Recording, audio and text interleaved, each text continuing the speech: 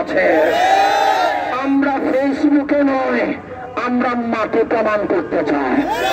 আমরা অনলাইনে নয়, আমরা রাস্তায় প্রমাণ করতে চাই। আজকে যেই হানাহানি এই জমিনে প্রতিষ্ঠিত হয়েছে, আমরা একটা শব্দের সাথে পরিচিত, তার নাম বৈষম্য বিরোধী শব্দ। যেমন আমরা তার কাজ বাস্তবায়ন চাই, ঠিক একইভাবে চট্টগ্রামের জমিনে আমার ভাই অ্যাডভোকেট সাইফুল ইসলামকে যারা জবে করে হত্যা করেছে, তাদের প্রকাশ্যে ফাঁসির ব্যবস্থা করতে হবে। একইভাবে চট্টগ্রামের মসজিদে যারা পাথর মেরেছে, তাদেরকে বিচারের আওতায় আনতে হবে। একইভাবে যারা মুর্শিদপুরে আগুন দিয়েছে, তাদেরকেও বিচারের আওতায় আনতে হবে।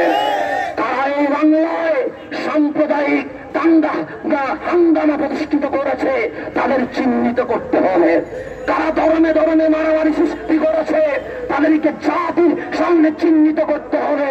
যারা আজ এই বাংলার জমিনে সাম্প্রদায়িক দাঙ্গামা সৃষ্টি করেছে, 2024 সালে বাংলার রাজাকার হিসেবে ঘোষণা করা হোক। তাদেরকে বিচারের আওতায় এনে বিশ্ববাসীকে দেখিয়ে দেওয়া হোক এই সম্প্রীতির বাংলাদেশে কারা অশান্তি সৃষ্টি করেছে।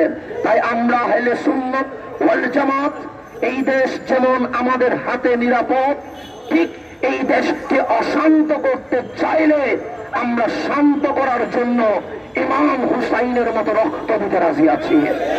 আমি দেশবাসীর প্রতি অনুরোধ করব, আমার এই সোনার বাংলাদেশ রক্ষার দায়িত্ব আমাদের। আমার কামলিওয়ালা নবী আমাদেরকে শিখিয়ে দিয়েছে হুব্বুল ওয়াতান মিনাল ঈমান।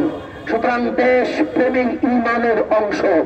যেই আমার এই দেশের দিকে আঙ্গুল তুলবে, আমরা ওই আঙ্গুল ভেঙে ফেলবো।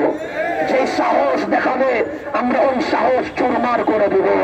এই দেশের জন্য আবারও যদি রক্তের প্রয়োজন হয়, আহলে সুন্নাত ওয়াল জামাত প্রস্তুত আছে। আমি সকলকে ধন্যবাদ জানিয়ে এখানেই শেষ করছি।